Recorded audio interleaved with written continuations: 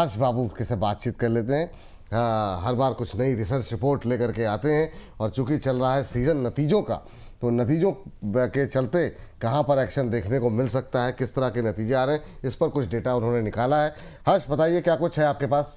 जी, तो आज हम लोग स्मॉल कैप स्टॉक्स के ऊपर फोकस करेंगे, ऐसे कंपनियां जिनके नतीजे काफ़ी बेहतर आते हुए दिखे हैं यहाँ पर। लेकिन यहाँ पर एक और चीज़ कोशिश की जाएगी कि देखिए बहुत सारी भीड़ के बीच में कुछ ऐसे स्टॉक्स जिनके बारे में कम चर्चा की जाती है, उनको भी फॉलो किया जाएगा यहाँ पर। तो सबसे पहले स्टॉक्स की बात करते हैं। आप देखिए सबसे पहले एडीएफ फूड्स की बात करते हैं। अब एडीएफ फूड्स के बिजनेस मॉडल को मैं आपको समझा देता हूँ यहाँ पे। देखिए एडीएफ अगर आप फूड्स को देखेंगे तो इनका जो बिजनेस है, विदेश में जो भारतीय रहते हैं उनको रेडी टू ईट फूड जो होता है वो प्रोवाइड करती है, चाहे यूके हो, अमेरिका हो या मिडल ईस्ट हो, तमाम जगहों पर ये कंपनी जो है इसका फोकस करती है। सबसे बड़ी बात, जब रुपये डेप्रिशिएट होता है तो इनको ये फायदा होता हुआ दिखता है यहाँ पे। अब अगर आप प्रॉफिट देखेंगे आप यहाँ पर, तो 57% जो है उससे ज़्यादा बढ़ता हुआ दिखा है यहाँ पर। रेवेन्यू हाईएस्ट एवर, अब तक के जितने लिस्टिंग के बाद से सबसे ज़्यादा हाईएस्ट एवर रेवेन्यू देखने को मिला है। एक साल के अंदर रिटर्न इसके 17% रहे हैं। अगर आप इसका पी देखेंगे तो 32 के आसपास ट्रेड करता हुआ दिख रहा है। चलिए एडीएफ फूड्स से करते हैं शुरुआत, और यहाँ पर प्रॉफिट 57% बढ़ा है। सर क्या व्यू आपका? एक साल में 17% का रिटर्न रहा है यहाँ पे। सर ओवरऑल बेस फॉर्मेशन यहाँ पे बन गया है। मैं बोलूंगा एक बार वेट करके जाइए, 295 अगर क्रॉस होता है तब जाके यहाँ पे नेक्स्ट जो मूव है वो 355, उसके बाद 380 तक आपको आते हुए दिखाई देंगे। लेकिन बिफोर दैट एक बार मैं वेट करना पसंद करूंगा। 245 240 तक मुझे लगता है कि एक बार रिट्रेसमेंट पॉसिबल है। वो रिट्रेसमेंट पे बाय ऑन डिप करने का सलाह रहेगा। उस केस में स्टॉप लॉस 211 को मेंटेन करेंगे हम। चलिए ये बात यहाँ पर निकल करके आई। अगली कंपनी हर्ष? जीएनजी इलेक्ट्रॉनिक्स की बात कर रहे थे, अगली कंपनी है यहाँ पर। अगर हम लोग देखेंगे तो आप ये देखिए, इसके अगर मैं बिजनेस के बारे में बताऊं यहाँ पे दर्शकों को, तो ये जो कंपनी क्या कहती है, रिफर्बिश जो डिवाइसेस होते हैं, आपने मोबाइल या लैपटॉप जो अगर मान लीजिए थोड़ा ख़राब हो गया, फिर आप सेकंड हैंड इसको करना चाह रहे हैं, तो वो सेकंड हैंड डिवाइसेस को खरीदती है कंपनी, इसको एकदम नया बनाती है, फिर वारंटी के साथ बेचती है। और सबसे बड़ी बात यहाँ पे कि इस पूरे स्पेस में, सेक्टर में एक लौती कंपनी है जो वो लिस्टेड है। अभी कुछ समय पहले इसका आईपीओ आया था। आप देखिए प्रॉफिट 185% बढ़ता हुआ दिखा है, रेवेन्यू 43% बढ़ता हुआ दिखा है, एक साल के अंदर 33% भागा है, और पी 38 साढ़े 38 के आसपास ट्रेड कर रहा है इसका। जीएनजी इलेक्ट्रॉनिक्स ट्रैक करते हैं सर, नतीजे अच्छे रहे हैं, एक साल में 33% का रिटर्न भी रहा है। यहाँ से क्या चाल रहेगी? सर करेंट जोन से भी 25 से 30% का अपसाइड यहाँ पे पॉसिबल है, क्योंकि आप देखेंगे आईपीओ बेस्ड ब्रेकआउट इसमें टेक्निकली आया है। अब जैसे आईपीओ आया था उसके बाद हम लोगों ने देखा था 388 390 का टॉप बना दिया था। 390 के आसपास का टॉप बनाने के बाद नीचे आया, बेस फॉर्मेशन पूरा क्लियर किया, एक बार एक मोरू बोजू फॉर्मेशन, उसके बाद लगातार वीकली चार्ट में हायर हाई फॉर्मेशन कंटिन्यू है, और अभी स्पेशली आईपीओ हाई के ऊपर भी सस्टेन हो रहा है।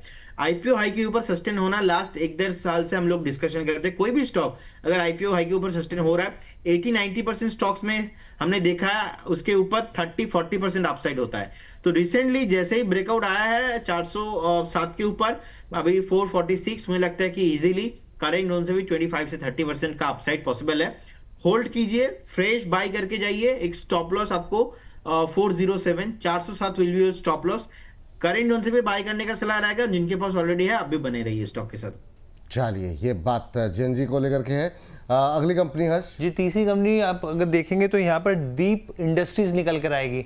अगर आप इसके बिजनेस मॉडल को देखें, थोड़ा सा टेक्निकल, लेकिन मैं समझाता हूँ। सबसे पहले तो आप ये समझ लीजिए 3000 करोड़ की जो है इसके पास जो है ऑर्डर बुक है, 3 साल की विजिबिलिटी साफ तौर पे दिखती है। अगर आप इसके बिजनेस मॉडल को देखेंगे तो ये सर्विस देती है ऑयल एंड गैस के अंदर। कैसे कि जैसे गैस ट्रांसपोर्टेशन का काम है, गैस को सप्रेस किया जाता है और फिर ये जो कंपनी है वो उसको ट्रांसपोर्टेशन का काम करती है। दूसरी चीज़ समझने वाली बात यहाँ पर ये है कि कंपनी ने पिछले समय में 2 कंपनी को एक्वायर किया और पूरे तरीके से टर्न अराउंड करते हुए दिखी है। प्रॉफिट से लॉस से प्रॉफिट में आती हुई दिखी है। 78 करोड़ का लॉस था एक साल पहले, वहां से आप देखिए 200 करोड़ के आसपास का प्रॉफिट आया है। रेवेन्यू में 55% का जंप है। एक साल के अंदर स्टॉक सिर्फ 8% के आसपास भागा है। पी 16 के आसपास, ये 17 के आसपास ट्रेड कर रहा है। चलिए डीप इंडस्ट्रीज पे नजर डालते हैं। सर क्या सलाह रहेगी? रेवेन्यू 55% बढ़ा, प्रॉफिट जो है 197 करोड़ के आसपास से, ये 78 करोड़ से लॉस था सर, लॉस से बढ़कर के प्रॉफिट में आई है जी, 200 करोड़ के आसपास। ओके, एक साल का रिटर्न 8% का है। लेकिन क्या यहाँ से और ज़्यादा तेजी देखने को मिल सकती है सर, इतने अच्छे रिजल्ट्स के बाद? सर मुझे लगता है कि एक बार वेट करके जाना चाहिए। 517 अगर ब्रेकआउट आता है इसके ऊपर, देन जाके इसमें पॉसिबल होगा। आपको 586 एंड उसके ऊपर आपको 600 एंड अबव प्राइस आते हुए दिखाई देंगे। लेकिन बिफोर दैट अगर किसी के पास पोर्टफोलियो में है 431, मैं ज्यादा रिस्क नहीं लेना चाहता यहाँ से, 431 के आसपास का एक स्टॉप लॉस मेंटेन कीजिए एंड बने रहिए स्टॉक के साथ। ये बात यहाँ पर निकल करके आई है। अगली कंपनी हर्ष बताइए। जी, फुजियामा पावर की बात कर लेते हैं। अगली कंपनी है स्मॉल कैप सिस्टम, इसमें यहाँ पर आप देखिए अगर इसके बिजनेस की बात करें तो सोलर सेक्टर से जुड़ी हुई है। दूसरी चीज़ यहाँ पे एक सबसे इंटरेस्टिंग चीज़ यहाँ पे क्या है कि जो घरेलू सामान से जो ये इक्विपमेंट जो इस्तेमाल करते हैं 75% यहीं से बाइंग करते हैं यहाँ पे, तो इंटरनेशनल रिस्क नहीं है। बाकी का जो है वो चाइना से ज़्यादा माल आता है यहाँ पर। लेकिन आप देखिए प्रॉफिट में 107% का जंप है, डबल होता हुआ दिखा है प्रॉफिट। रेवेन्यू में 87% से ज़्यादा का जंप देखने को मिला है। एक साल के अंदर 32% भागा है। अगर आप इसका पी देखेंगे तो करीब 27 के आसपास ट्रेड कर रहा है। अच्छा, ये जितने भी शेयर है ना, ये बहुत सवाल आ रहे हैं। जैसे फुजियामा में काफ़ी सवाल आ रहे हैं, काफ़ी अच्छे रिजल्ट भी रहे हैं, काफ़ी अच्छा चल चुका है। अब इस रैली के बाद सर क्या संभावनाएं हैं? सर रिट्रेसमेंट पॉसिबल है। 224 में ब्रेकआउट आया था, 224 क्रॉस होने के बाद 300 तक हम लोगों ने 300 के ऊपर हम लोगों ने देखा। फिर से यहाँ पे प्रॉफिट बुकिंग आ रहा है और प्रॉफिट बुकिंग अप टू मुझे लगता है कि अगेन 230 तक तो पॉसिबल है कि जहां से ब्रेकआउट आया था सेम उस जोन पे अगेन रिट्रेसमेंट होता है ऐसे स्टॉक में। अभी 267 है, 230 तक मिनिमम आ सकता है, तो एक बार वेट करके जाइए। बाकी आईपीओ हाई बेस ब्रेकआउट दिया है, मुझे लगता है कि स्टॉक अपसाइड डेफिनेटली इसमें अगेन 290 क्रॉस अगर होता है तो अगेन आपको फिर से एक न्यू हाई बनेंगे। सो होल्ड करने का सलाह रहेगा, लेकिन फ्रेश बाय थोड़ा यहाँ से भी 30 पॉइंट नीचे या तो 25 पॉइंट नीचे आप कीजिए। बाय ऑन डिप करने का सलाह रहेगा। बाय ऑन डिप करने की सलाह यहाँ पर दी जा रही है। चलिए अगली कंपनी के पास चलते हैं और देखते हैं ये यहाँ पे रिजल्ट कैसे रहे।